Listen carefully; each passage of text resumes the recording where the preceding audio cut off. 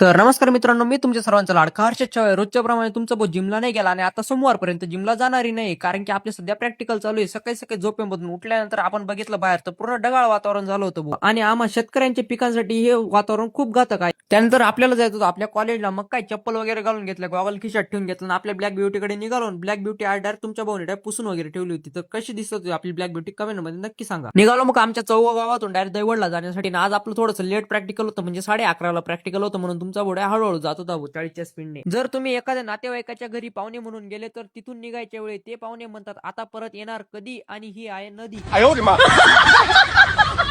Paper भरणार होतो 11:30ला, पण पेपर डायरेक्ट 12:30ला भरला भाऊ. ये भगवान क्या जुलुम है।